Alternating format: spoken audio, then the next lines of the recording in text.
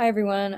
My name is Hope Ledford. I'm policy analyst at Chamber of Progress, a tech industry association promoting technology's progressive future. Our partners include social media companies like Snap and Automatic, but they do not have a vote or veto over our policy positions. We advocate for safeguarding sensitive data and support comprehensive privacy concerns. We also strongly support making the internet safe for young people. I'm here today in opposition of SB 394, which would compromise online privacy and disproportionately harm historically marginalized youth. As written, SB 394 mandates covered companies to verify the identity and age of all users. Outsourcing to third parties does not diminish privacy concerns, but relocates it. Age estimation demands extra data, contradicting minimization efforts. This leaves many adults facing a dilemma: share personal data for access to protected speech, or forgo the service entirely. SB 394 also aims to ban individuals under 18 from specific internet sites, a significant privacy intrusion that courts have ruled unconstitutional. This overly broad ban jeopardizes free speech and isolates Kansas youth from essential connections, creative platforms, and vital resources. An open internet, free from government surveillance and censorship, is crucial for modern freedom of expression. While the state has valid concerns about internet-related harms, measures must not excessively encroach on First Amendment freedoms. SB 394 could lead to private legal actions against internet companies by parents or guardians, potentially harming marginalized and at-risk youth. A majority of adolescents reported that online engagement offers acceptance, support during tough times, creative outlets, and connection with friends. Moreover, LGBTQ+ youth rely on online platforms for support and information about their identities. Lastly, requiring companies to collect extensive personal data from so many users could heighten cybersecurity risks, especially for services that cater to LGBTQ+ communities. Privacy violations online often lead to offline violence. In 2022, 54% of LGBTQ+ survey respondents reported experiencing severe harassment, including stalking, physical threats, and doxing. SB 394 would prevent teens younger than 18 from accessing internet content without verifying their age and would jeopardize the privacy of all internet users and unfairly impact LGBTQ+ youth. These individuals have been consistently targeted by the legislative majority in recent years, and this legislation would perpetuate that harmful trend. For these reasons, we encourage you to oppose SB 394. Thank you. Thank you. Committee, do you have any questions for Ms. Ledford? Any questions? Representative Carmichael.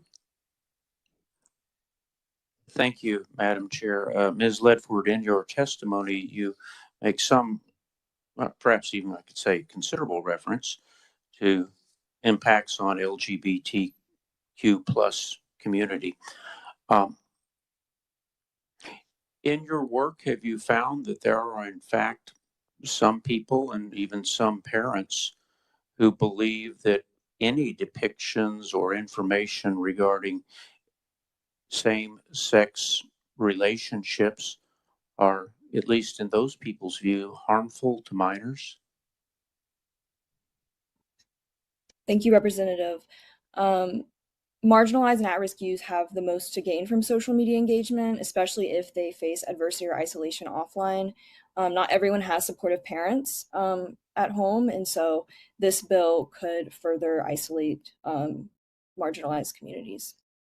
The reason that I ask, Ms. Ledford, is this bill... Excuse me, a point of order. It's not on the bill. What? It's the testimony of the witness on the bill. I'm discussing directly the witness's testimony. The testimony was regarding the bill. It's testimony in opposition to SB 394. Okay, thank you. Thank you for the point of order. Representative, you'll just keep your questioning to the bill. I'm not saying one way or the other. Just continue. Please make sure you're questioning about the bill. Thank you. Point of parliamentary inquiry, Madam Chair. Does that mean that members of the committee cannot ask conferees about the contents of their testimony as offered and allowed by the chair? I mean, this is pretty blatant what's being sought to do here. We have a witness who's testifying on the bill. We're going to continue with the hearing. And so if you have questions, yes, I do have a question. Okay, please go ahead. The bill itself purports to prohibit materials or access to materials that are deemed harmful to minors. And then there are various criterion about who and how determines what is material harmful to minors. And I think my inquiry of you is, in your work, have you learned that, I'll put it this way, that there can be substantial differences between some parents as to whether particular materials are or are not harmful to minors?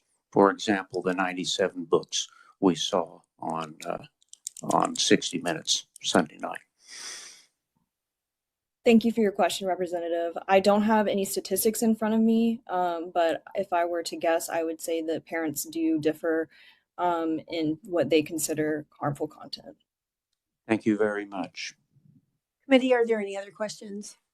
Representative Estes. Thank you. When I read the bill, it's about pornography, and when I read your testimony, it's about allowing LGBTQ plus youth to support each other. So is your objection because you believe pornography is happening in the places where they're interacting with each other? Thank you, Representative. No, our concerns are mainly revolving around privacy, and then also the bill we do not believe defines what's harmful to children, so that could be used against marginalized communities where children in unsupportive homes use the internet to find help or resources. Thank you.